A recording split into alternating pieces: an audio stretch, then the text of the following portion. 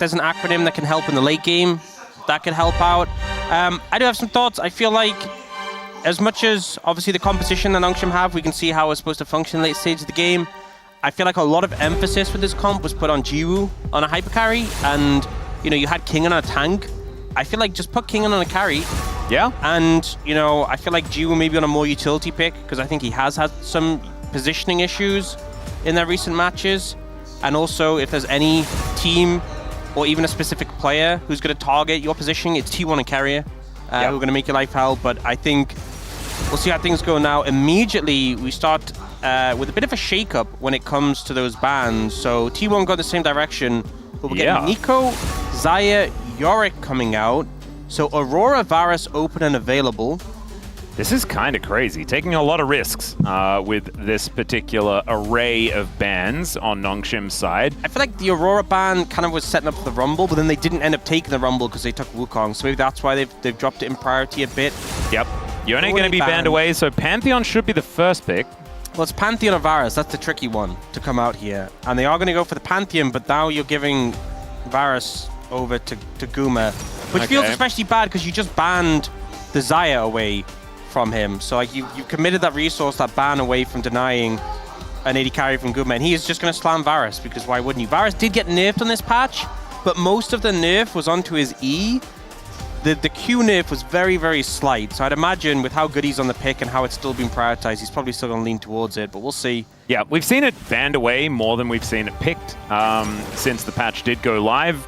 But still does give information that this is finding a lot of success in scrims. Varus is going to be, of course, snapped up. The important thing is most of the damage taken from his E was when, like, you've got more points on it. Yeah. Not in the early levels. That's when it would feel the worst in lane if it was weaker. So Varus still has a good lane. His Q still does a ton of damage. He's still going to function much the same. They do lock that in. They also take the Aurora, which is a flex. We've seen Doran play that, and we know Faker can play it as well. So has the options. We get the Ambessa coming out from Kingen. So on a carry, which is good to see. Could be a rough time into the Aurora if that's the matchup, though.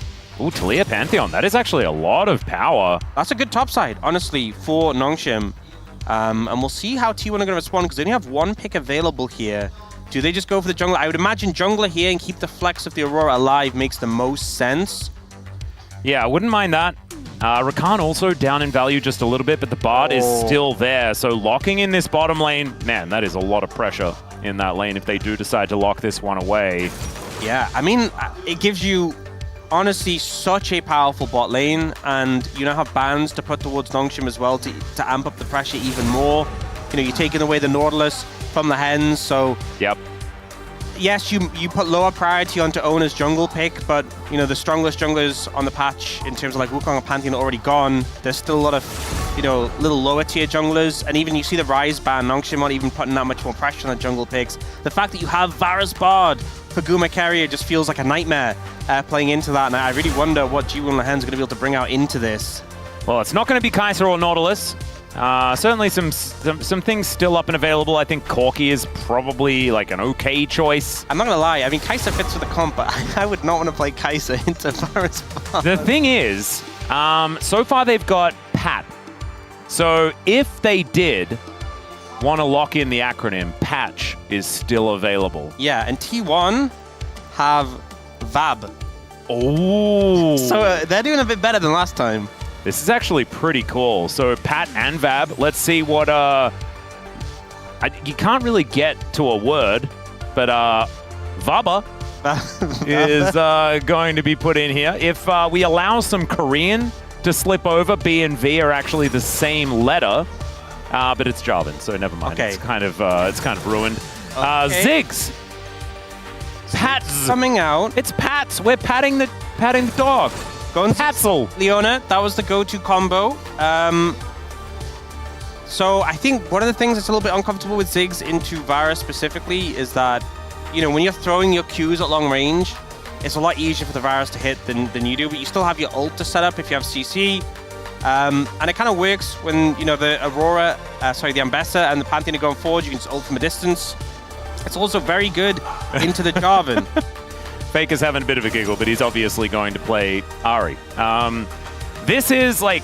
And if T1 is still likely to win this game, it doesn't mean I think that this matchup is good. I think it's just not. I mean, I think generally Ahri has been good into Taliyah historically, but Ahri has been doing terrible in the LCK recently. Yeah. It was actually, in the end, T1 got Vabja. Vabja? Which actually kind of... Oh, and Nongshim it sounds like it's got meaning.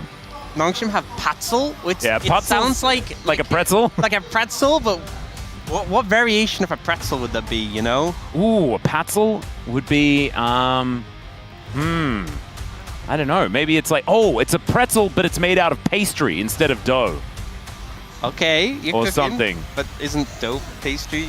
No, technically not, right? I don't know. Pastry is like a bit sweeter. I don't know enough about baking to query this. Yeah, because you know how you can have a croffle, which is like a waffle made out of croissant. Have you seen one of those before? Your wife would not be happy with it. God, I don't think. She's here today as well. She's gonna be. Oh no, I'm sorry, Pris. I'm sorry, Pris. It's not my fault. It was Mao's also in space, and you know how bougie he is with cooking. He stuff, is quite bougie. He's gonna be like, how dare he? Maybe he's got like meat patty pretzel is Dagon's suggestion. That sounds terrible. But let's have a think about it as we get onto the Rift.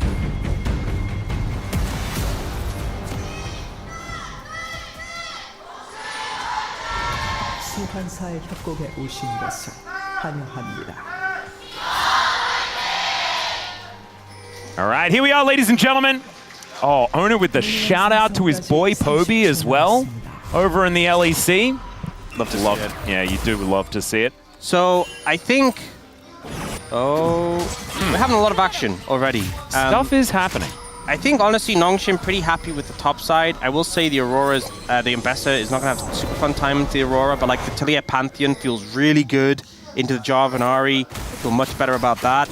My concern is the Varus Bard, right? That's such a threatening combo. We know what Kerry has been doing with his champion. He's been absolutely styling on teams with it. That's a major concern. I think the Ziggs makes sense from the perspective of you're playing into a Jarvan. We saw when Chovy brought out the Ziggs, it was specifically into Jarvan. He's been playing in solo queue in a Jarvan, so really good into that pick because obviously you can get out of the Cataclysm with the satchel, you can interrupt his flag and drag with the satchel, but it's not the most fun. You can obviously ult Varus and he's a mobile, so you have that set up. But if you're trading poke, the Varus is kind of just going to be able to Q you from a distance, and it's all harder to hit long-range Qs in return. And the lane is not going to be fun either, so I'm a little bit concerned about the Ziggs in that regard, but we'll see how it pans out. Yeah, so far picking the gap between Keria and Gumiushi, as we can see there. But you should be able to farm pretty safely. You also do have the... Oh, that didn't feel very good, did it? He does have a short fuse, and you can imagine missing CS like that would send him off. As Gio might be... No, he's not. Oh, he is. It's actually surprising. I think the main thing is... Get that one, doesn't get the last one, though. As long as he's getting XP is the main thing. Top lane, not going too hot for Kingen right now into Doran. The Aurora, brutal to lane into, so... We have two lanes that are kind of getting brutalized right now for Nongshim, and a little bit concerning in that regard. It's really going to come down to this mid-jungle being a big point of strength. Yeah, but look at Calyx, man. Having a great time. Yep. He's doing okay. Okay. That physically hurt Orcs. He has now collapsed on the Caster Blanc and is at risk of not being able to get back up. As you can see here, guys. You know what it is? You know what it is? Like, what it is you throw the E, and it's when you're not 100% confident in it, and then you see the angle as you're throwing it, and like the timing is you have to to E flash, you have to flash kind of early, and he threw it and was like, you could tell he wasn't like, because he flashed late, he wasn't, oh no. Oh man. No. Well, cosmically bound, and there is the flash forward from Guma, and he misses it. Okay, 2 can play at that game, I guess, but he takes a magical journey. Through goes Lehens as well. And now he's away from the turret. Bouncing bomb is going to be avoided. Gio not going to be winning any snowball fights, I don't think. Okay, as that was just a cavalcade of errors. Things are getting goofy right now. Well, yeah, so Kerry's going to get lit on fire. There's the satchel to bring him back. The flash forward, but it doesn't do anything. Finally, the kill goes down, but it's a huge trade up for Nongshim. Oh, I get it. The failed E-flash was mind control from Lehens. It worked. It worked so well. Guma and Kerry saw that and went, okay, now it's time for us to do some goofy stuff. Boy, they did. And now, you know, all those concerns about being a rough lane. He also gets to teleport back. It's insane. Yeah, I mean, such a winning scenario. All right, take me through it, Orcs. I'm just not going to watch. So, eating the stun, really bad. Here, Guma didn't actually have any abilities to finish off this. He was level 2 with E and W, and doesn't have Q, didn't have mana for it, even if he was level 3, I think. But can't finish Q, so I think didn't need to flash there. And then takes the portal, and then Carrier is just tanking the minions and gets CC'd. It's like you don't have cleanse. And then flashes for the play, and Guma is under tower with no... Yeah, I am... He did hit 3, though. Yeah. So he got the Q. I don't see how this goes in any other way. Yeah, Nongshim elated, but still having a giggle. And I think that makes a lot of sense as a Nongshim fan. You know what? You see a lot of Bard in solo queue, and this is more akin to the Bard you see in solo queue. Yeah. We also saw a bit of Bard like that yesterday. I will say, let's be honest. Correctly.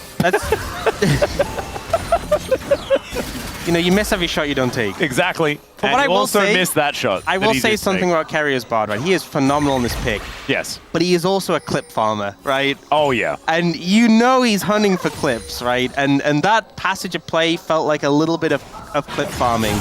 And look, sometimes you try and find the clips and they don't come, and that's fine.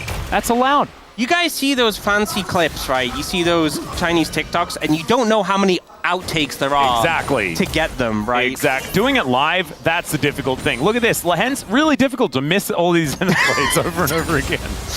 That was not the segue that I was looking for. However, I did need to bring it back one more Zenith play, just one more, you know? He'll get the next one. He's quite close to them, but it's not quite working out here as the Magical Journey does bring Carrier and Faker in. The Charm's going to go wide, and that Zenith Blade landed. Has now no Aftershock and no way to get out of this one as he does manage to avoid some of the skill shots, but not that last one as Gumayushi's going to even out the kill score. Still, Gio looking for a few angles here, finds a satchel and says, get out of my lane, Gumayushi. Yeah, and Gideon's coming over. Guma doesn't have flash. The wall is going to come down, and Carrier, can he defend? No, he can't. As the sidestep doesn't quite work out, Faker is out of the blue stuff, so he's going to have to get out of the lane, and he is going to do so. This game is a mess, and I love it. This feels like Rise vibes, you know? Oh, yes. If we're being honest, it's getting goofy quickly. And you know, when you have a Pantheon Talia, you can kind of thrive in that goofiness. You can just come down, clean up whatever's going on bot lane. Yep. And this is what's going on bot lane. I'm not sure if this Zenith Blade from the Hens actually panned out positively, because he actually dodges the charm. I guess he wanted to be away from the wall, but then I think he just ended up in, I don't know, maybe he was just dead anyway, but he ended up in a pretty bad spot. The charm initially being dodged was good. This satchel, though, from Jiwoo actually knocked Guma further away, and I thought maybe that might get him out, but Gideon was pretty sharp with the spear. Also, Calyx jumping off the wall early was good, so he didn't get stunned into it. I was a little bit concerned about that. A lot of concern. I think the general theme is I'm feeling concerned about a lot of people. I'm feeling concerned about Kingen right now. Yep, he is just, in a bit of trouble. Does survive, guys, momentarily. Have you seen his farm? No, I haven't. Have you? It's Hop, Kingen? No, Recall. No. But he's now above half. He needs this. Oh no. Oh no. Oh no. Oh no. Oh no. Okay, he's good. He's fine. He's chilling. Okay. He's okay. Yeah. Doran also doesn't have a lot of mana. Yeah, exactly. So maybe we're just okay. As Kingen is now. Oh, just go home. Just go home. Oh no, just go home. Oh, just go home. Just go home. Just go home. He's so dead. He is very dead. Well, he's not dead. Never mind, he's totally fine. As now in goes Gideon. Mega Inferno Bomb's down as well. Massive damage on the Doran. And the flash forward. Gideon just needs one more auto. He'll find it as the Zenith Blade in celebration there from Lehens. He's calibrating, okay? He's calibrating the Zenith Blade. Oh, no. He never wanted to go in there. No. It was a message. It was a zoning Zenith Blade. Yeah, exactly. But hey, it was a good return play. And again, seeing the value of this Pantheon coming in with the ult, able to turn that play around. In a bit of a bit. Oh, no. Well, Gia's going to have to flash. Does have a satchel. Bit of fadeaway jump shot there as well. Like that one a lot. As I feel Lehens and Gideon will be able to steal a red. I love when we get like the melee range flag and drags from the Jarvan. It looks so over the top when he just like does the drag like and goes like a meter, you know? So this was a pretty nice getaway. Ona immediately commits the ult to try and go for the burst, and it was just a good flash. Then the return. Max value on the Grand Starfall and the Mega Inferno Bomb as well. And it looked like maybe with the stun, Doran was going to get out, but the flash commit, Gideon finds Doran, no cooldowns left, and there's that zoning Zenith Blade. Oh, beautiful. You love to see it. That is going to be 2 grubs over to Nongshim as well. Already managing to find the feats of warfare in this game. They will augment that with 1 step towards the objective ones as well, so definitely a good look for Nongshim here in this game. We said that their starting game 1 was good. They never really had the tempo vibes. I'm feeling like in this one, no one has any tempo vibes. It's just a mess, and maybe that's good for Nongshim. Maybe. Dragon does get picked up here by T1, but obviously trade for grubs. Yep. Nongshim, so pretty fine. T1 now has his Ludens, so he can kind of just annihilate waves whenever he wants, and that's kind of going to be the state of mid lane when these 80 carries are there. Just waves get destroyed. So, Trade-off. I was having a conversation with my wife the other day, and she actually thought that Ludens was a ring. Do you see it? What? Yeah, I don't know. Because I've always just thought of it as like Luden's Gunblade. I just think of it as a gun. I sometimes hold it Luden's gun. Yeah. I just want ring. Yeah, I don't know how it's seen, how it's quite there either. But I guess I can somewhat see it if it's like going off the screen, like the handle of the gun goes down or something like that. We had a long conversation about it, and I just couldn't quite see it. No, I'm gonna check Twitch chat just momentarily, because if you guys can see it, let me know. That would be, if you weren't already married, that would be the sort of thing that she would say. There we got a bit of a zoom in here. There's also King and Likely going down as the Zenith Blade will commit. Mega Inferno Bomb gets the flash.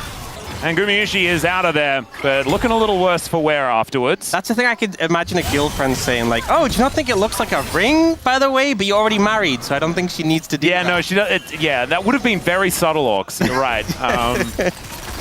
It is called a companion as well, which really does fit into that narrative. But yeah, we can't get married again. Unless she divorces me, which wouldn't be great. Yeah. And if the aim is to get well, if she starts saying that like Lost Chapter looks like divorce papers, then, then I'll get worried. Yeah. It's like as she hits 25 stacks on her Magi, she's like, "Oh, this last page didn't like that one either, but can you sign?" At least she's having a good game, you know? Yeah, that's the important thing. Yeah, that's definitely the good part. Anyway, I'm glad we had that conversation while a bunch of action was happening around the map, as here's a Grand Starfall, and Gumayushi not going to get hit by a few of the buttons, but the satchel was already put up, and Giu's going to knock it down. Another magical journey in here from Carrier, as Seismic Shove held onto here by Calix. Man, these sidesteps are looking clean, as he does eventually have to flash to get out of the way of the charm. But the rest of Nongshim coming down towards his bottom side, and they are just continuing this pressure. Yeah, good fancy feet there from Calix, and it just feels like these repeated attempts on Aguma. There's a mobile virus being punished now. Giu in a little bit of trouble, maybe. Okay, Solar Flare, another celebration here by Lehens. Hey, you got the flash, that's the main thing. Sending a message to Faker. And Faker did actually, like, it was actually zoning. Yeah. You know? I mean, at the end of the day, if the ult was going to hit, he would have just flashed anyway, so I'll give him a pass on that one. Yep. I don't think you were getting the kill regardless, but some of them didn't. Do you know, and the thing is, even though we were having a giggle about some of these Zenith Blades from earlier on, this early game is way better than what we saw in the last game. So something's going right. Yeah, it's going good. It's actually going well. You know, maybe the only thing more powerful in T1's current form is the Ahri win rate at the moment. Yeah. They're going in the wrong direction. And honestly, I'm looking forward to when Ahri is just not going to be picked into Lilia ever again. Maybe if you ask Wolf, just not picked again. He's really not a fan of it. I'm sure he'll talk about it on the space. Well, Calix is going to just throw Owner out of his own Cataclysm, but he just gets back in there, and down goes the Taliyah. Nice collapse from T1. In that situation. Not really any outplay potential there. No. once you get cataclysmed, and you really are going to be the target in this game because Ziggs has always an answer to get out with the satchel, so... Also is able to bomb the bottom lane as well. I feel like that's going to be consistent. They're continuing to siege. One team kills Guma, the other team tries to kill Calyx, and we're seeing that, you know? Trade play here. Turret's going to go down, though. Power of Ziggs, and that will be feats of strength for Nongshim. We saw the stats earlier today. T1 getting, I think it was like 83% of the time. That is a stat that has gone down as of this game. Yeah. It did go up with game 1, but obviously gone down a lot with the rare situation where they don't get it. Exactly. Calyx now moving back towards his bottom side of the map to continue clearing out minion waves. Solo lane's going well here for T1. Still, never mind. Maybe Doran is in a little bit of trouble as Kingin looking for an angle here as between worlds he goes. As Ju makes his way towards his top side, Gideon was looking to try and punish Doran, but Carrier will be able to back him up. Gets himself out of there with the magical journey.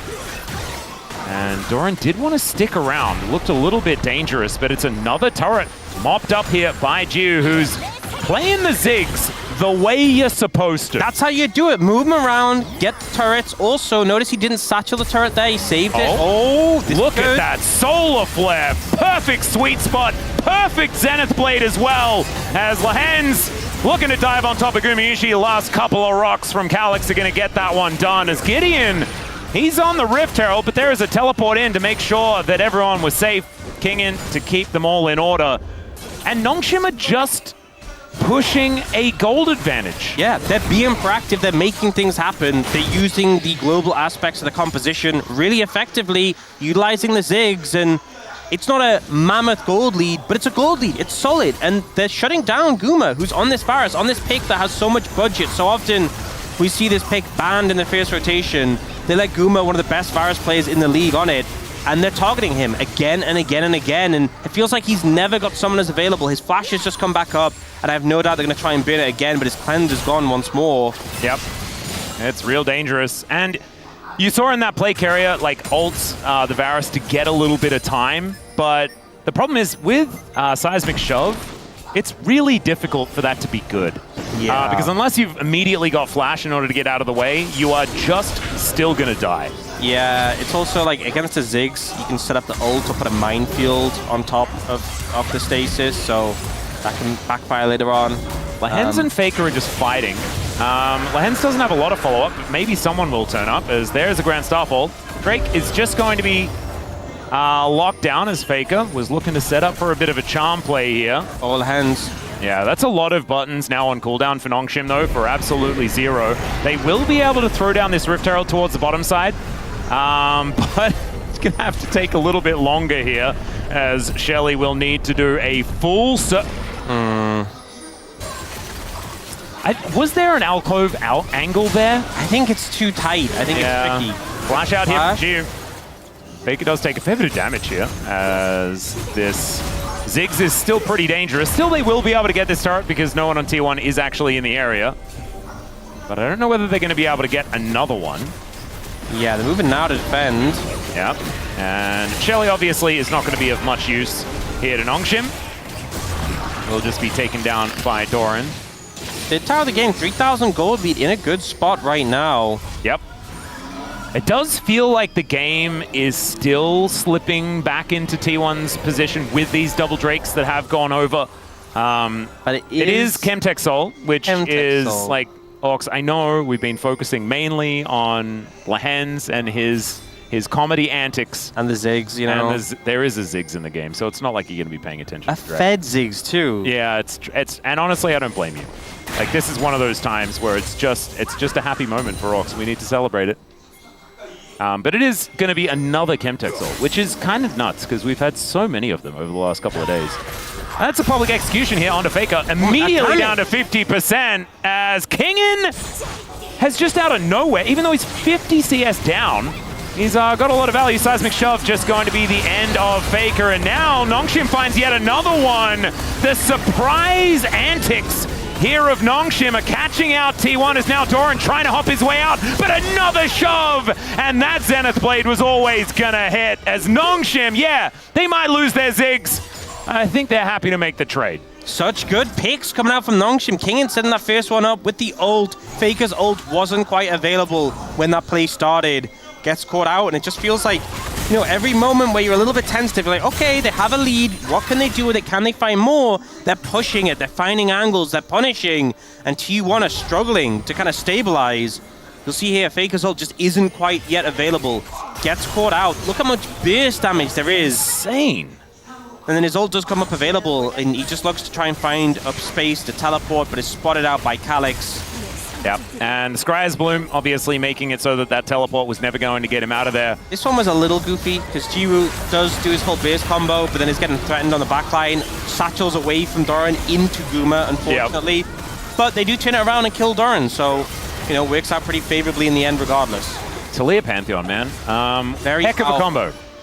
The old make them stop and then throw them in the sky move seems to be working out very well. I know that CVMAX has probably just turned up here at LoL Park. He's probably looking at the combo saying, yeah, that's what we thought was going to work against T1 as well in 2019. And at that point, it didn't. At this point, so far, 20 minutes in, it is. Unfortunately, you can't just slam it game after game. Yeah, you used to be able to do that.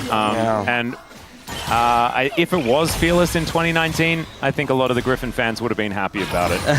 I think we were done with it after the first time. Yeah. The next two need not apply.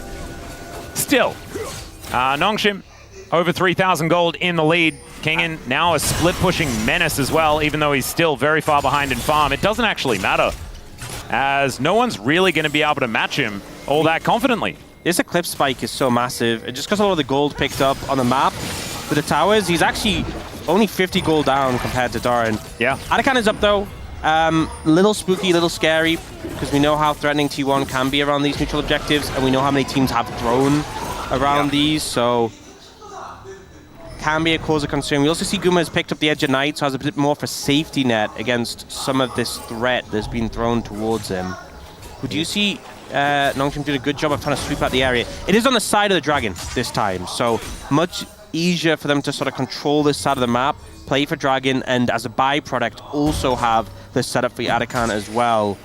And it looks like T1 are just not even able to really move that heavily in the area. They do see Lehen's recalling here though, so this is a good chance for them to move in and contest some of the vision. Yeah, banana brush control actually a big deal here. As you can see, Carrier in position once more. Owner is rotating over. Yeah, Lehens wants to go back and get wards, but he's on a ward. This could be bad. Yeah. So he's parked. As there's the charm. He was just standing waiting for it. Chains of Corruption does come down, and now Lehens is able to go back. Still, Seismic Shove is just going to be avoided there by Faker. Not enough rocks in the way as Gideon puts up the shield. Teleport in now from the Aurora. The Ambassador actually waiting here as Kingen. Not as quick on the trigger finger, but that is just going to be delivered to death. Jiu trying to get himself out of the way, and everyone flashes forward. Still, he gets the bomb down, and Owner will be taken out as Kingen doesn't quite hit the public execution, but now the wall comes in, and Calyx has just blocked off the carries of T1. Gideon dives on forward. He'll very soon have another stun, but he doesn't need it. That's a spiky old shield, and he's able to take down the area. Nongshim set themselves up for an easy Adakan. Just when it starts to look like it could be a little scary, Jiwoo goes down. Nongshim's so good at turning the play around, cleaning up the targets, and Gideon and Calyx massive in this game. Kerry is fishing. He has smite. He has there's no way. Oh, there is absolutely no. Oh my! It went down to 200 health. That was way too close. That was illegal. How close that was. Kerry is still going to die, and they will be able to get the Drake. A massive move here for Nongshim. You know what's the thing? They nerfed Spellbook Smite. They did. They actually nerfed Spellbook Smite, so it doesn't do as much. And you know how much they nerfed it by?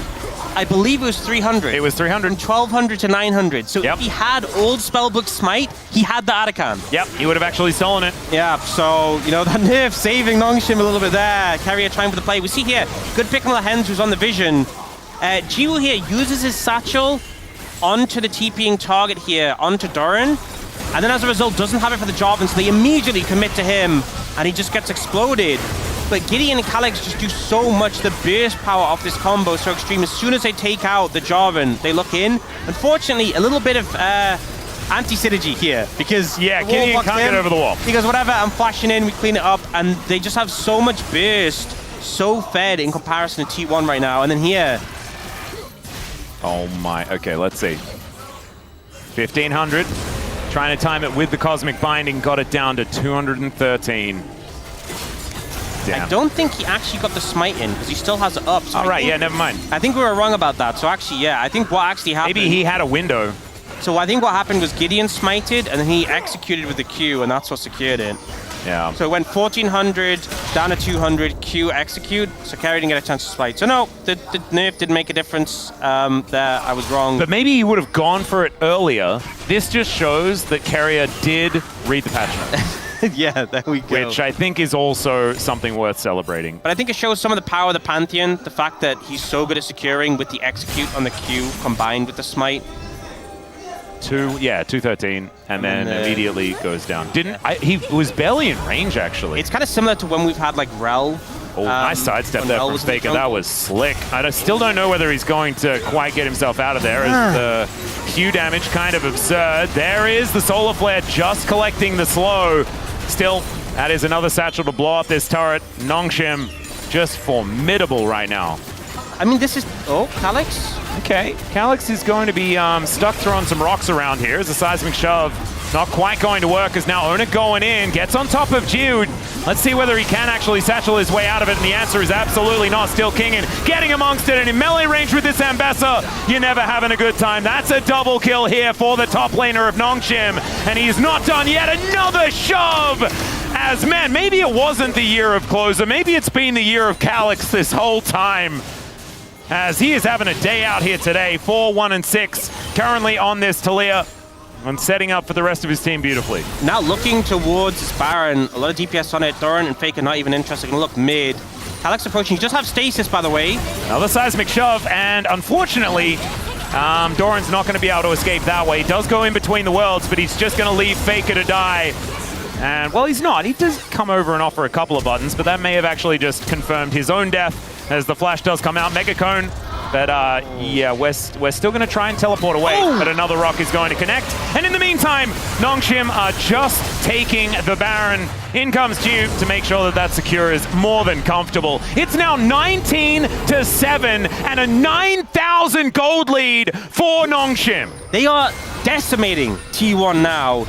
And they won their first game quite recently against KT. Yeah. If they can even take a game off T1, that is massive for the confidence of this team. Yeah. Oh, seeing more players come out. They're looking for Calyx again. He has Zhonya's. Yeah, so he is going to be never mind. T1 are just going to get out of here as Kingin not going to get temperedly fated this time around, but he does publicly execute Ona, or at least he attempts to, as he will be able to escape. Cataclysm now on cooldown though, and T1 are kind of scrambling at this stage of the game.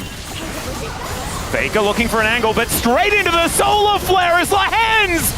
Oh man, that was beautiful! Gumayushi will be able to finish off Calyx, but Faker is also going to die, and Lehens, rightfully so, takes that kill. Meanwhile, Geo is just destroying turrets in this mid lane, and Nongshim collecting more and more gold. Rebel Baron power play sitting at 2.5k, and I don't think it's going down anytime soon. The thing with this game is it's not like Nongshim have battled hard and really struggled in this game. They are just styling on one of the moment. These are the sort of games that we see when it's the other way around, you know? When it's top of the table, a Legends group team against one of the weaker teams in the group is what it looks like. And right now, Nongshim really just running T1 around the map. See target, kill target, carrier. Not where you want to be. Yeah, the magical journey is not the one he really wanted there as he gets smoked and destroyed. Down he will go. But of course, he's a bard that needs to get vision out. And, guys, that's hard. 13 deaths between Guma Carrier on their Varus bard. They have been bullied this game. They've been beaten up this game. Bullied by a Ziggs as well, Ox. And it's not even your birthday. It's kind of insane. As Grand Starfall does come on down, my god, the damage capabilities here of this team is just ludicrous as Calyx is going to make his way in. Gumayushi trying to get the damage down, but it doesn't quite work as Jiu, the fancy feat, but he's still dead. As Doran does manage to at least find the Ziggs, but now they're on the wrong side of the map. Tempered Fate is going to be able to lock up one of these Nexus turrets as the back is trying to come through here as Lehens is on the hunt. Without the Ziggs, taking these structures is hard, but The bard just kind of disappeared, and now there are no more of these turrets left available. King in plenty of damage himself as Doran's back was interrupted by his former support, and Lahan's gonna hold the Aurora in place while Nongshim get their second game victory in the Legend group. Out of all teams to take down